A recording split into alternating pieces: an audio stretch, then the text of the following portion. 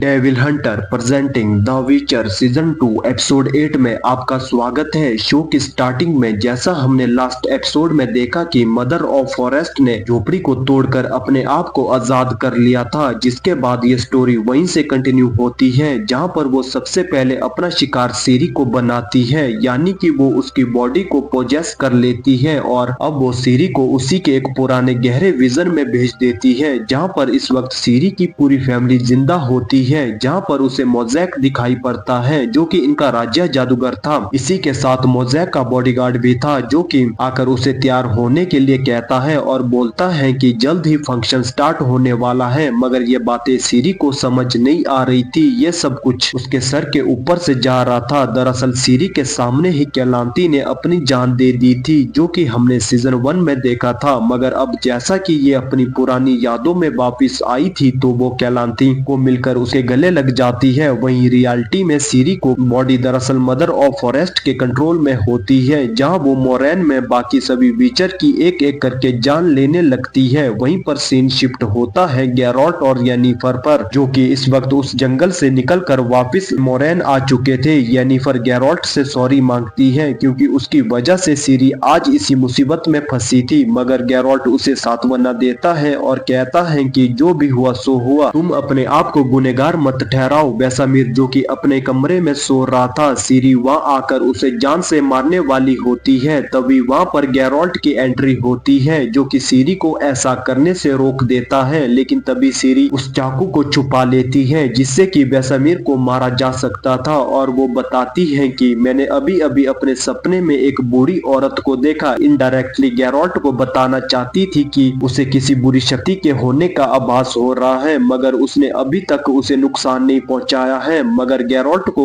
अपनी internal power से जल्द ही पता लग जाता है कि ये सीरी नहीं बल्कि मदर ऑफ फॉरेस्ट है, जहां पर सीरी मौका पाकर उस पर चाकू से वार करके वहां से भाग जाती है। जिसके बाद बाकी सभी विचर अपने घायल साथी के पास आते हैं और ये सब कुछ देखकर बेसामीर काफी ज्यादा गुस्सा हो चुका था और वो बचे हुए विचर को कहता है कि जितना जल्दी हो सके सीरी को खत्म कर दो। मगर गैरोल्ट का बेसामीर से कहना था कि आपको इतनी जल्दी ये डिसीजन लेना नहीं चाहिए, मुझे आप वक्त दीजिए उसे बदलने का। मैं जानता हूँ कि सीरी के अंदर भी कुछ पावर है, वो मदर ऑफ फॉरेस्ट को इस पर काबू होने से रोक सकती है। अगर आप मुझे थोड़ा टाइम दे तो उसकी बॉडी से उसे अलग कर दूंगा। वहीं पर येनिफर यास्केर को उठाती है और बताती है कि हम सीरी को बचाना है। अब दरअसल इसके शरीर से सारा केओस मैजिक जा चुका था, मगर उसे पोशन बनाने काफी अच्छे आते हैं, पोशन यानी कि काढ़े। और तभी वो यास्केर के साथ विचर की लैब में आ जाती है और वहां पर एक काढ़े को तैयार करने लगती है। इसी के साथ वो यास्केर को एक रेड स्टोन जो कि देखने में रूबी लग रहा था, वो यास्केर को बताती है कि ये स्टोन एक गुड लक स्टोन है, इसे जाकर गैरोल्ट को दे दो, ये पत्थर उसके हर बुरे वक्त में साथ देगा। यह डारा जो कि इस वक्त फिलामेंडल और फ्रांसिस्का के पास होता है, वो उन्हें बता देता है कि वो कुछ टाइम पहले तक रडानिया के राजा के लिए काम कर रहा था और उसी ने मुझे यहाँ पर एक डबल एजेंट बनाकर भेजा था और आपकी बेटी की जो मौत हुई वो सिर्फ मेरी वजह से हुई है। इस गुनाह का सिर्फ मैं जिम्मेवार हूँ, मगर जिस रात आपकी बेटी का कत्ल हुआ उसके एक दिन पहले से ही मैंने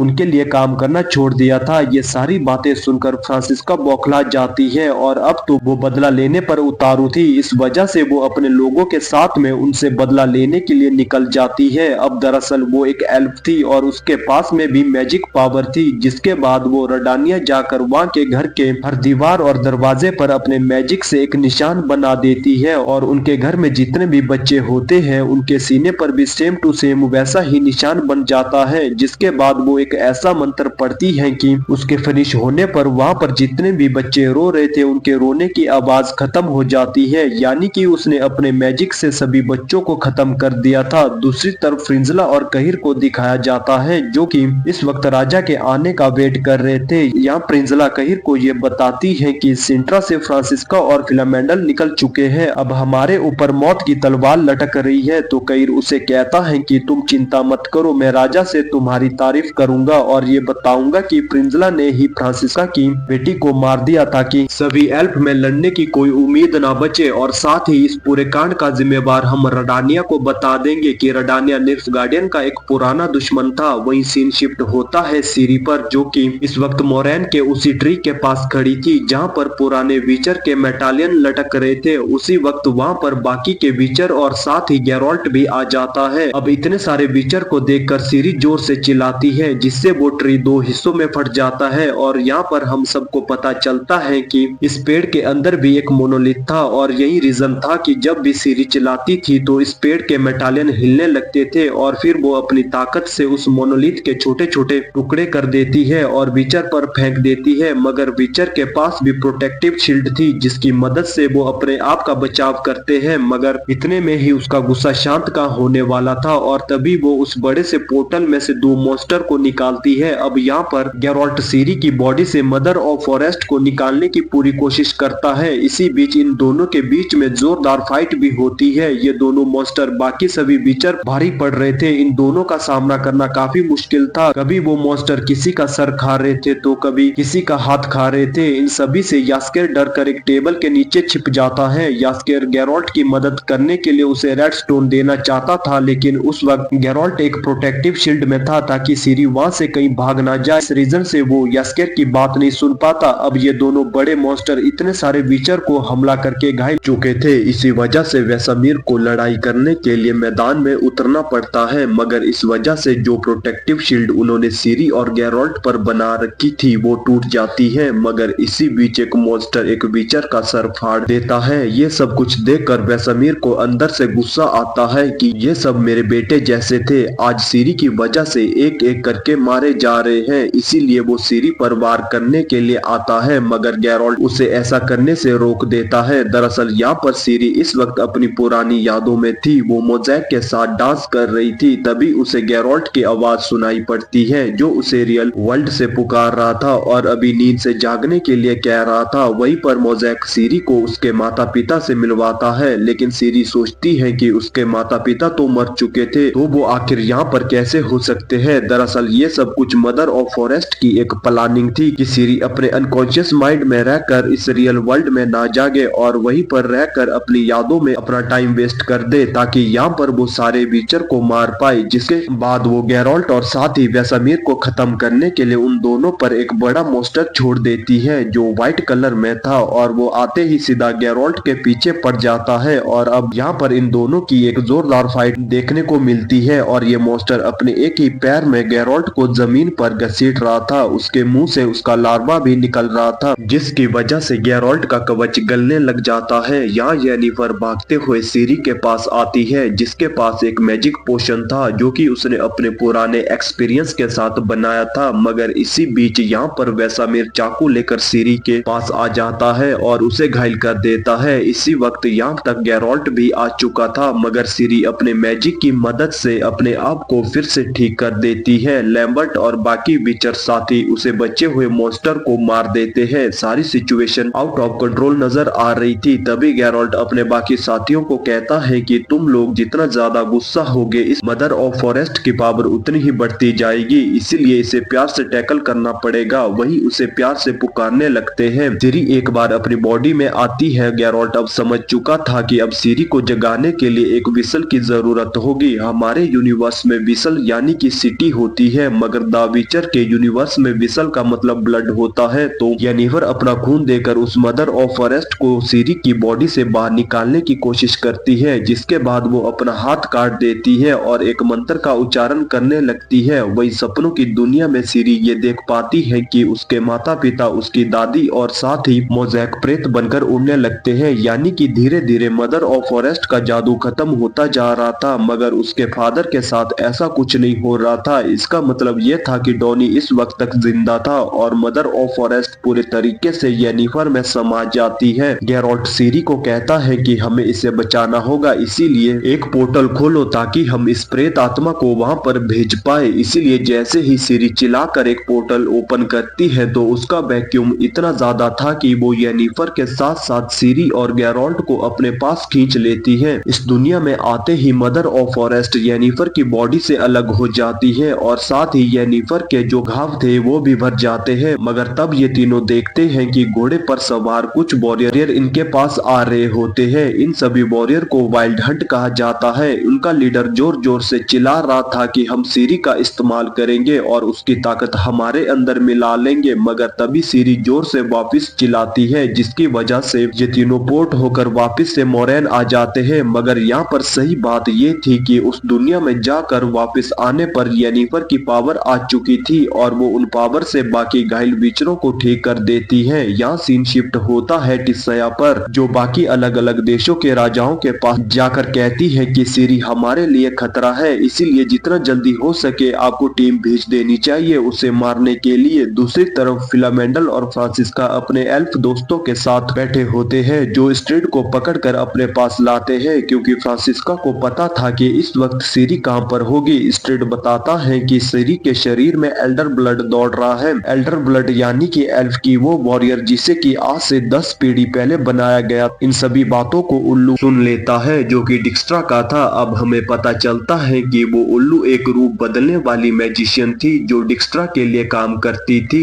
इस मैजिशियन का नाम था फिलिपा। यहाँ डिक्स्ट्रा फिलिपा को कहता है कि जाकर येस्केर को पकड़ कर लाओ। वहीं गैरोल्ट इस वक्त सीरी और येनिफर के साथ होता है। उन्हें बताता है कि मदर ऑफ फॉरेस्ट तुम्हें पोजेस कर लिया था, कि वो जानती थी कि सिर्फ तुम ही हो जो उसे उसकी दुनिया में वापस से टेलीपोर्ट कर सकती थी। वहीं सीन शिफ्ट होता है व्हाइट फ्लेम पर, जो कि इस वक्त सिंट्रा आया होता है और आकर सीधा फ्रिंजला और कहिर से मिलता है। अब यहाँ पर इन दोनों को पहले से ही प्लानिंग थी कि किस तरीके से व्हाइट फ्लेम को खुश करना है, लेकिन तभी व्हाइट फ्लेम अपने लोगों से कहता है कि इन दोनों को गिरफ्तार कर लो, क्योंकि ये दोनों झूठ बोल रहे हैं। अब यहाँ पर ये दोनों समझ नहीं पाते कि आखिर व्हाइट फ्लेम को हमारे झूठ के बारे में कैसे पता चला। अब रिवील होता है कि फ्रांसिस्का की बेटी को मारने का आदेश और किसी ने नहीं बल्कि व्हाइट फ्लेम ने खुद दिया था, और वही निकलता है सीरी का फादर यानी कि डोनी। जिसके बाद सीन जाता है फ्लैशबैक में। यहाँ पर पता चलता है कि जहाज के डूबने से पवेता की मौत हुई थी और डोनी बच गया था। ये बात हालांकि कलांती को जरूर पता थी, मगर उसने ये बात सीरी से छुपा कर रखी। कलांती को डोनी बिल्कुल भी पसंद नहीं था और वो सीरी को हमेशा के लिए अपने पास रखना चाहती थी, और यही रीजन था कि डोनी यानी कि व्हाइट फ्लेम इतने सालों से सिंट्रा से काफी नाराज था। और इसी तगड़े सस्पेंस के साथ ये शानदार एपिसोड यहीं पर खत्म हो जाता है। सो गाइज, आपको ये वीडियो कैसा लगा लाइक और कमेंट करके जरूर बताएगा, और चैनल पर नए हो तो सब्सक्राइब भी जरूर कीजिएगा, क्योंकि सीजन 2 का ये लास्ट एपिसोड है और सीजन 3 में जल्द ही लेकर आऊंगा। तब तक के लिए keep watching and stay safe. मिलते हैं अगली वीडियो में।